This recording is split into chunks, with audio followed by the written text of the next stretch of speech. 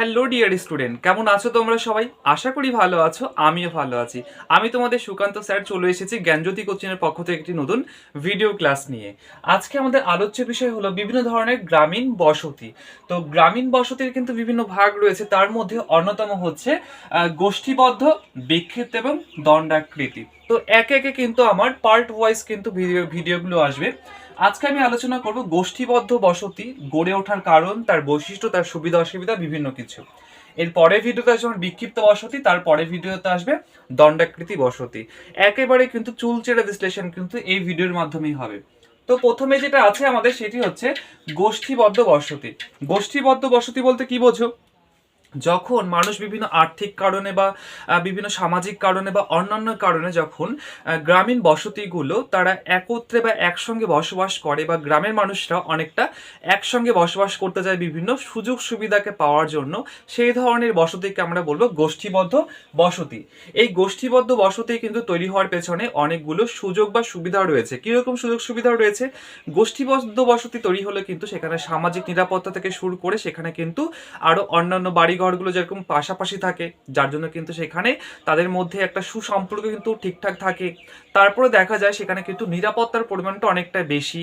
তো এইগুলো রয়েছে। তাছাড়াও বিভিন্ন কিন্তু অসুবিধা রয়েছে, যেমন গ্রামের কিন্তু স্বাধীনভাবে গোষ্ঠীবদ্ধ থাকলে কিন্তু মানুষরা স্বাধীনভাবে তারা তাদের জীবিকা নির্বাহ করতে পারে না। মহামারী হলে কিন্তু গোষ্ঠীবদ্ধ যদি থাকে বসতি, তাহলে কিন্তু সেখানে মহামারীর আকার কিন্তু খুব দ্রুত ছড়িয়ে পড়ে। তো যাই হোক, এবার আমরা আলোচনা করব গ্রামীণ জনবসতিতে যে গোষ্ঠীবদ্ধ বসতি রয়েছে, সেই গোষ্ঠীবদ্ধ বসতি কোন ধরনের পরিবেশে গড়ে উঠবে। তো আমরা দেখে নিই। প্রথমে রয়েছে আমাদের অনুকূল ভূপ্রকৃতি, অর্থাৎ পৃথিবীর যে সমস্ত অঞ্চলে ভূমিরূপ একেবারেই প্রতিকূল, অর্থাৎ যেখানে খাড়া পাহাড় নেই, চড়াই উৎরাই নেই, বন্ধুর ভূপ্রকৃতি নয়, সেখানে যেখানে হয়তো সমতল ভূমিভাগ রয়েছে, সেই সমস্ত অঞ্চলে কিন্তু আমাদের যোগাযোগ ব্যবস্থা খুবই ভালো হয়, যার জন্য কিন্তু সেখানে ধীরে ধীরে গ্রামীণ জনবসতি গড়ে ওঠে। এরপর রয়েছে আমাদের উর্বর মৃত্তিকা, অর্থাৎ পৃথিবীর যে সমস্ত অঞ্চলে বা ভারতের যে সমস্ত অঞ্চলে মৃত্তিকা উর্বর, প্রধানত নদীর পলি দ্বারা গঠিত মৃত্তিকা, সেই সমস্ত অঞ্চলে কিন্তু আমাদের গোষ্ঠীবদ্ধ গ্রামীণ জনবসতি লক্ষ্য করা যায়। এরপর রয়েছে আমাদের জলের যোগান, অর্থাৎ দেখা যায় যে যে সমস্ত অঞ্চলে জলের পরিমাণ খুবই কম, যেমন মরু অঞ্চল বা শুষ্ক মরুভূমি যুক্ত অঞ্চল রয়েছে, সেখানে কিন্তু জলের উৎসকে কেন্দ্র করে ধীরে ধীরে গ্রামীণ জনবসতি বা গোষ্ঠীবদ্ধ জনবসতি কিন্তু তৈরি হয়। যেমন দেখা যায় মরু অঞ্চলে প্লায়াকে কেন্দ্র করে, অথবা দেখা যায় সেখানে হচ্ছে মরুদ্যানকে কেন্দ্র করে, অথবা দেখা যায় যে কোনো বড় গ্রাম, সেখানে হয়তো মরুভূমির মতো অঞ্চল নেই, কিন্তু সেখানে নদী বা জলাশয়কে কেন্দ্র করে কিন্তু সেখানে বসতি তৈরি হয়, যেটাকে আমরা কিন্তু জলবিন্দু বসতি বলে থাকি।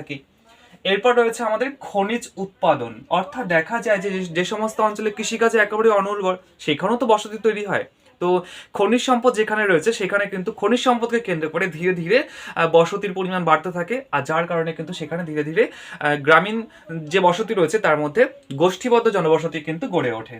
আর লাস্ট রয়েছে আমাদের সামাজিক সুবিধা, অর্থাৎ দেখা যায় মানুষ কিন্তু সামাজিক সুবিধা পেতে সবসময় অগ্রাধিকার বেছে নেয়।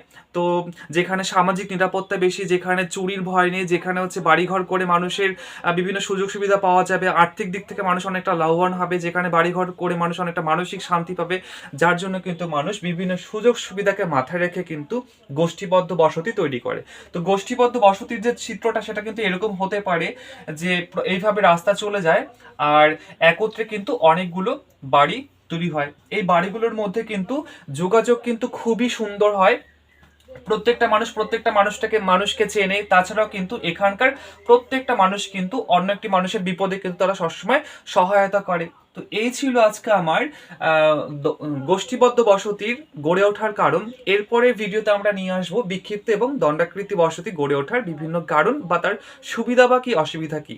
তো ভিডিওটা ভালো লাগলে অবশ্যই লাইক করবে এবং তার চ্যানেলটাকে সাবস্ক্রাইব করবে, আর পরপর ভিডিও পেতে অবশ্যই কিন্তু কন্টিনিউ আমাদের ভিডিওটা দেখতে থাকবে। ধন্যবাদ।